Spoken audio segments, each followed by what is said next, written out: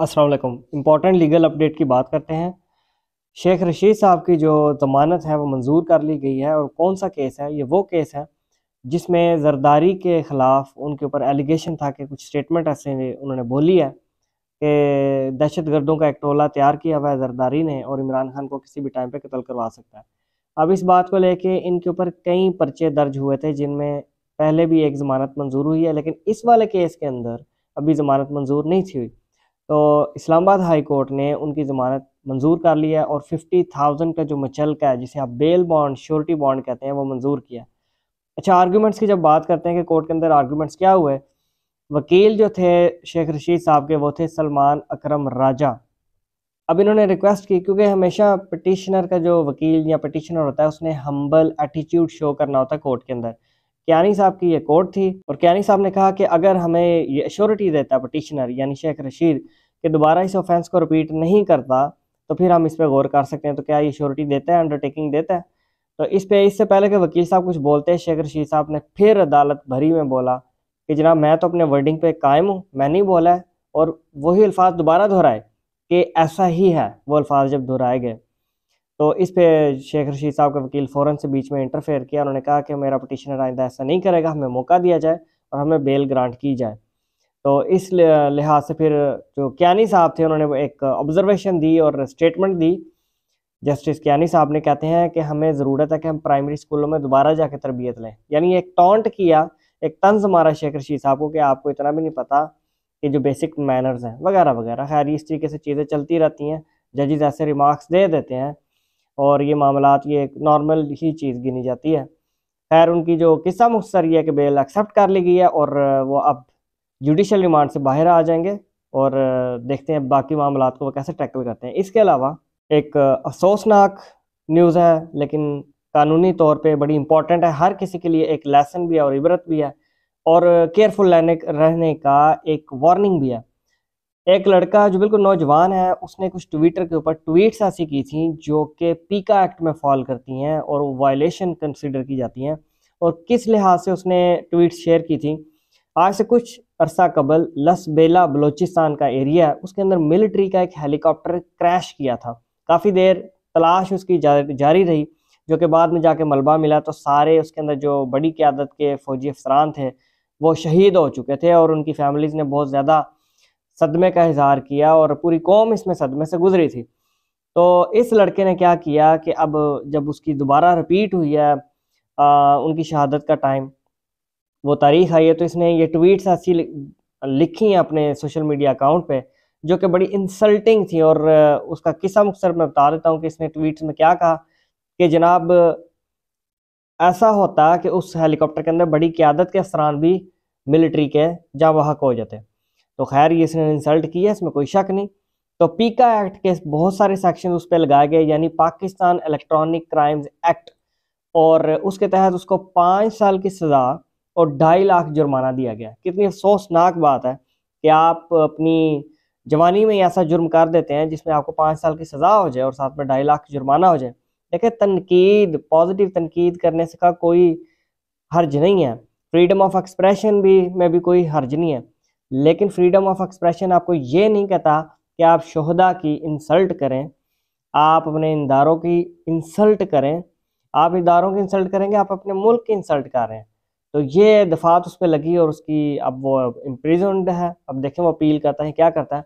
आपको बताने का मकसद ये है कि be careful about tweeting anything on social media. आपको बहुत लिहाज रख के ट्वीट करना चाहिए।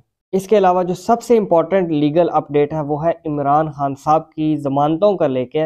हम सब सुन रहे थे न्यूज़ के ऊपर भी और हर तरफ एक हलचल मची हुई थी कि इमरान खान की जो ज़मानतें खारिज होने वाली हैं या खारिज हो चुके हैं। तो हम बात करते हैं अभी खारिज जो हुई हैं उनकी ज़मानतों के हवाले से। लाहौर हाई कोर्ट के अंदर एक ही दिन के अंदर इमरान खान साहब की 2 different benches Lahore high court के आगे ज़मानतें लगी हुई थी। एक केस इनका था जो 780 दफ़ा लगी थी, श्रीनगर हाईवे को ब्लॉक किया गया था एज अ प्रोटेस्ट। तो एडमिनिस्ट्रेशन की तरफ से इनके ऊपर दहशत गर्दी की दफात लगाते हुए पर्चा दर्ज कर दिया गया कि इन्होंने ना सिर्फ रोड ब्लॉक किया बल्कि इनके जो अज़ाइम है वो दहशत गर्दाना है। वो FIR कैसी थी हम उसके मेरिट्स पे भी बात नहीं करते।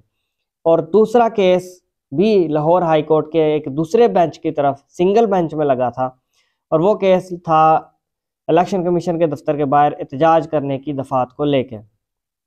अब एक ही दिन के अंदर इनकी 2 जमानतों की बहस थी। इमरान खान साहब का हमें पता है कि जैसे कि उनकी मेडिकल कंडीशन है, इस टाइम पे गोली लगी हुई है और चलने से भी कासर हैं, और उनको सिक्योरिटी थ्रेट्स हैं, शदीद सिक्योरिटी थ्रेट्स हैं। और उनको थ्रेट्स होने का मतलब ये कि जहाँ से भी उन्होंने गुजरने हैं उस सिटी को भी थ्रेट्स हैं, उनके साथ वाले लोगों को भी थ्रेट है। इन सारे मामलात को लेकर तो इमरान खान साहब आज अदालतों में टाइम पे पेश ना हो पाए।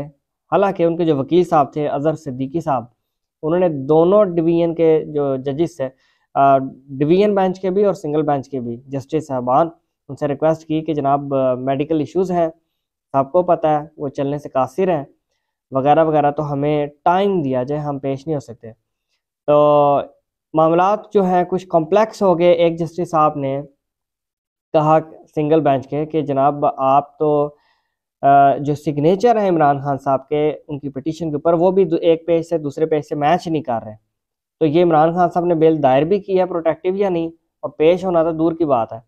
तो हमें पहले वेरिफिकेशन चाहिए कि जनाब ये सिग्नेचर उनके हैं कि नहीं, पहले तो हमें ये कन्फर्मेशन की जाए। तो उनके जो वकील साहब थे अजहर सिद्दीकी साहब, उन्होंने कहा वीडियो लिंक के जरिए कर लें, तो जज साहबान ने कहा नहीं, वो इधर आके एक सेपरेट ओथ लेंगे कि जनाब ये मेरे ही सिग्नेचर है। तो फिर इनके वकील साहब ने कहा कि जनाब मेडिकल रिपोर्ट लफ है केस फाइल के साथ, उसको पढ़ सकते हैं आप, डॉक्टर ने उनकी सेहत को ख़तरे में करार दिया।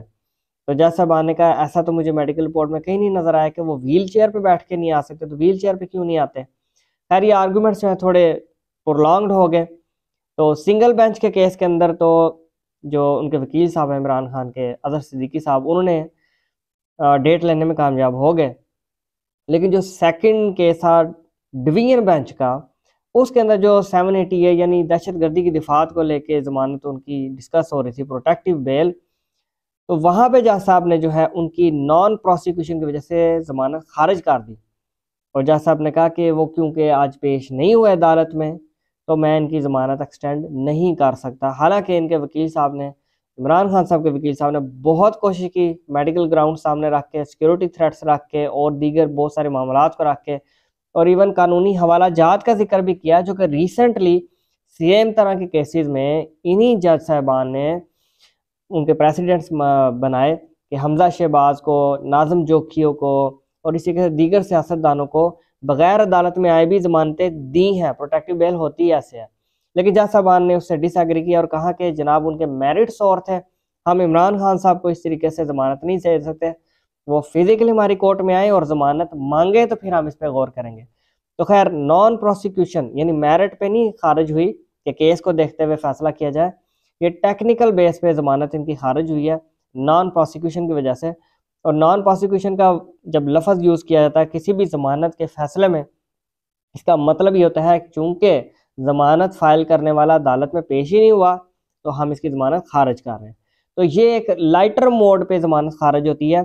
ख़तरनाक मरहला तब होता है जब मेरिट्स पे खारिज की जाए, वो परेशान कुन मरहला होता है। तो इमरान खान साहब के पास अभी भी चांस है, इसको ये टैकल कर सकते हैं, इतनी परेशानी वाली बात नहीं है, क्योंकि ये सिर्फ नॉन प्रोसिक्यूशन की वजह से इनकी खारिज की गई है ज़मानत टेक्निकल बेसिस पे।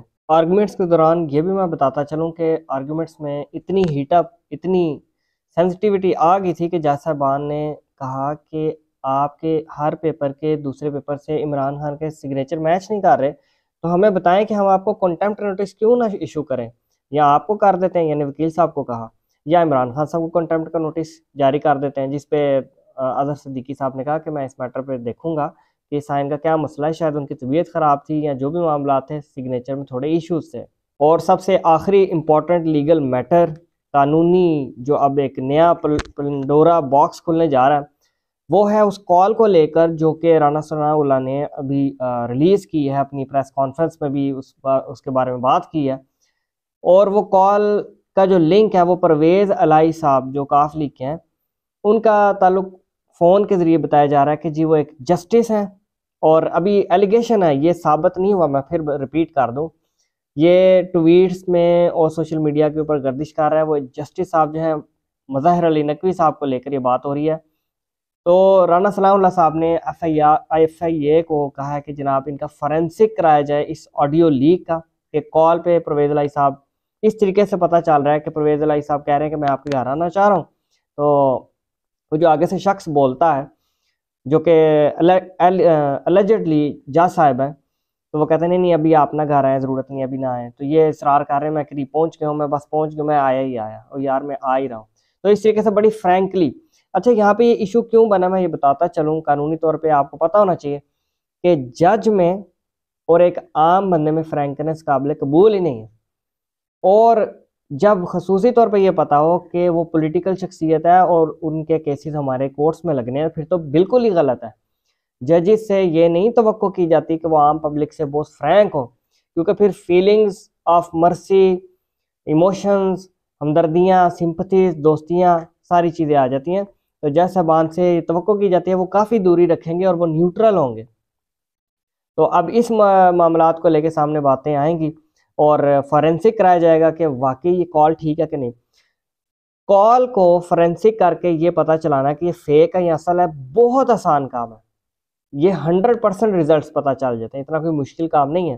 तो एफआईए का आगाज इंक्वायरी का होगा ही उस स्टेप से, और एफआईआर फिर पर्चा दर्ज करेगी जब फॉरेंसिक की रिपोर्ट पॉजिटिव आ जाएगी। तो इस पे हम मजीद गुफ्तगू करेंगे जो भी आगे एफआईआर दर्ज होती है। Thank you very much.